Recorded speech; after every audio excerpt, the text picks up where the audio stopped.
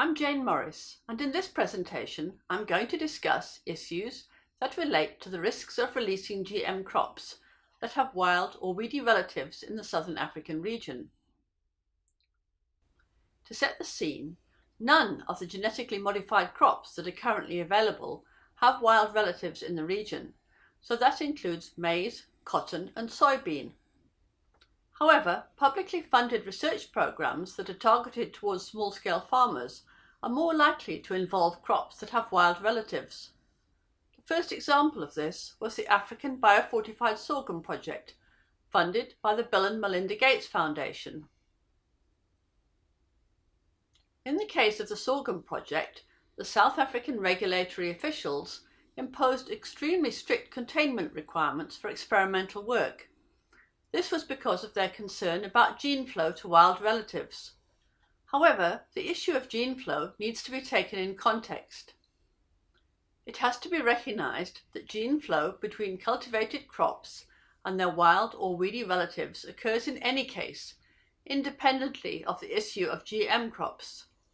There are many examples already of genetic mixing and the formation of invasive hybrids through natural processes, but there is no regulatory oversight in this particular case. So this is an issue that has only really come to the fore with the advent of GM crops. If we accept that gene flow is going to happen, we can then question whether it is necessarily a bad thing.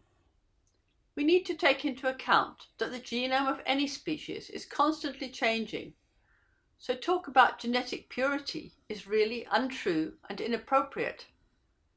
In fact, gene flow is an essential component of evolution. In some cases, transfer of genes for disease and insect resistance may protect wild species and help to preserve biodiversity. One example that's been given is of the new wheat rust UG99 that is spreading around the world. Many wild relatives from the centre of origin and biodiversity of wheat were screened for possible resistance as a hopeful solution to the rust, but in fact almost all strains were highly susceptible. If UG99 rust gets into wheat fields, the nearby wild strains will be devastated. If wheat is rendered UG99 resistant, the resistance will spread to the wild species and possibly save them. If the wheat is rendered UG99 resistant by breeding, there are no hurdles to immediate deployment. But at the moment, if done transgenically, the wild relatives would probably be devastated by UG99 by the time regulatory approval is achieved. When we consider gene flow, it's useful to distinguish between the different types. Vertical gene flow occurs between sexually compatible individuals. Horizontal gene flow is flow between non-interbreeding organisms, such as between plants and bacteria. But it's not a major concern for regulators as the likelihood of occurrence is so low. Diagonal gene flow occurs between related but incompletely compatible species.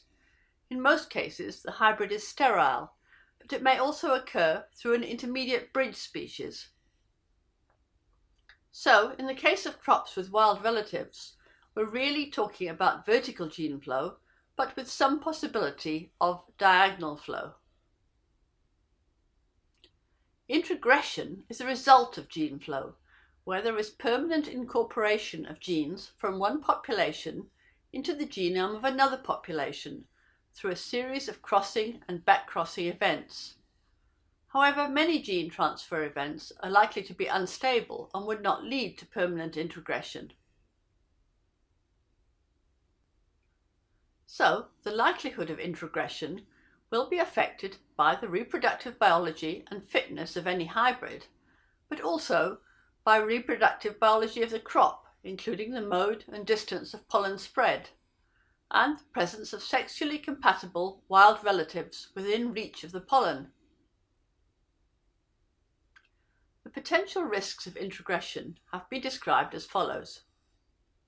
Firstly, if introgression occurs in a weedy relative, that is, one that is growing in a cultivated agronomic area, This could eventually lead to positive selection and dispersal of the trait that was transferred and result in increased invasiveness. Similarly, if introgression occurs in a relative that is wild but not weedy, i.e. not growing in cultivated areas, then depending on the trait involved, it could potentially become weedy and invasive.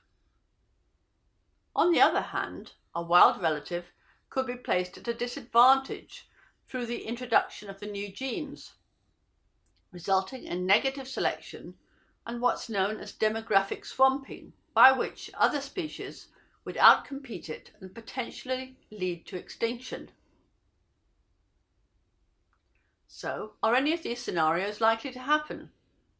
Well, firstly, there is so far no evidence of any extinction as a result of introgression with wild relatives. Herbicide and insecticide-resistant transgenic hybrids between weeds and crops can show higher fitness than non-transgenic weeds in managed agronomic settings, but there is no evidence that they become more invasive and spread in the landscape. Considering that introgression will occur, a variety of mitigation strategies have been proposed.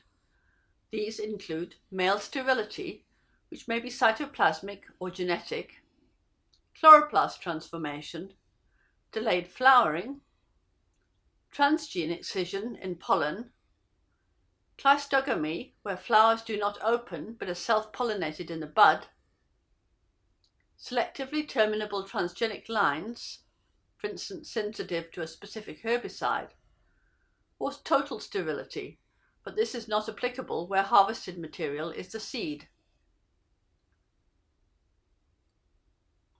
Unfortunately, at this stage, none of the mitigation strategies seem to be 100% effective. The strategies for containment can be biological, chemical, or physical, but they all have associated risks. Certainly, just adhering to isolation distances observed by breeders can do a lot to reduce gene flow. But in the end, risk assessors need to consider the consequences of gene flow, not just the likelihood of it occurring. Let's look at the example of sorghum that I mentioned earlier.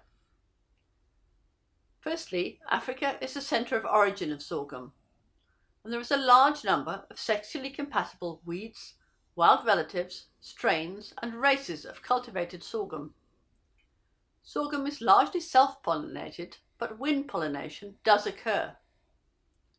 Pollination drops off above 40 meters, but breeders use a distance of 100 meters to achieve less than 1% outcrossing. In addition to this distance, biological containment, such as using male sterility, could reduce the gene flow still further. So what are the risks associated with introgression to wild or weedy relatives of sorghum? Well, introgression of multiple herbicide tolerance genes could be a major problem for control of weedy relatives such as Johnson grass. On the other hand, if we look at the example of biofortified sorghum, introgression of genes for nutritional enhancement would not give weedy or wild relatives any advantage and could be considered neutral. And as I said earlier, any introgression needs to be considered in the context of commonly occurring hybridization that occurs in the absence of transgenic traits. So, to sum up, firstly, it should not automatically be assumed that if a GM crop has wild relatives, that permission for environmental release should be refused. Instead, each crop and trait combination should be considered individually on its own merit. Risk assessors should consider the harm that would result from introgression and distinguish what will change from what harm will occur. Risk is then determined as a combination of the likelihood and consequence, and if the negative consequences of introgression occurring are considered to be minor, then the overall risk may still be low. Thank you.